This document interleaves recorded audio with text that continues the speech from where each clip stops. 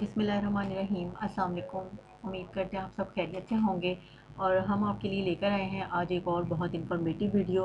और आज की वीडियो में हमारा जो टॉपिक है वो है अल-फलाह बैंक को जगह किराए पर देना।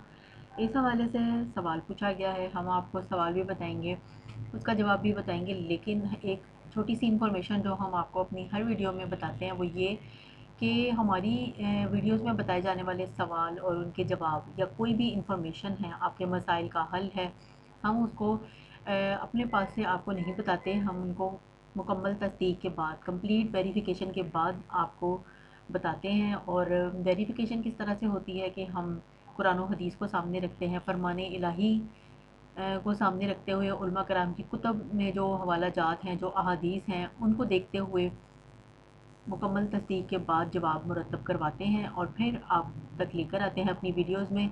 और इसीलिए आपको हमेशा कहते हैं कि जो ये जो इन्फॉर्मेशन हैं इनको दूसरों के साथ ज़रूर शेयर किया करें, ताकि अगर उनके इससे रिलेटेड कोई मसाइल हैं या उनको कोई कन्फ्यूजन है तो वो भी दूर हो जाएं, जिनको ये चीज़ें नहीं पता। तो शुरू करते हैं आज की हमारी वीडियो, जो कि है अल-फलाह बैंक को जगह किराए पर देना। इस हवाले से सवाल जो पूछा गया है वो ये है कि अल-फलाह इस्लामी बैंक के लिए जगह किराए पर देना शरई एतबार से जायज़ है या नहीं। सवाल दोबारा दोहराते हैं, अल-फलाह इस्लामी बैंक के ज़रिए के लिए जगह किराए पर देना शरई एतबार से जायज़ है या नहीं। यानी अल-फलाह इस्लामी बैंक के लिए किराए पर जगह देना शरई एतबार से जायज़ है या नहीं। तो हम इसका जवाब इनको बताते हैं कि गुंजाइश है, लेकिन ना दें तो बेहतर है।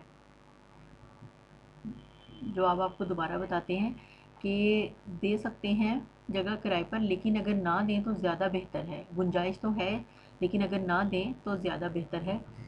तो हम उम्मीद करते हैं कि सवाल का जवाब आपको क्लियर हो गया होगा। तो ये इन्फॉर्मेशन दूसरों के साथ ज़रूर शेयर किया करें और इंशाल्लाह हम आपके सामने एक और नई वीडियो लेकर, एक और बहुत इन्फॉर्मेटिव वीडियो लेकर हाजिर होंगे। तब तक के लिए हमें इजाज़त दीजिए। अल्लाह हाफ़िज़।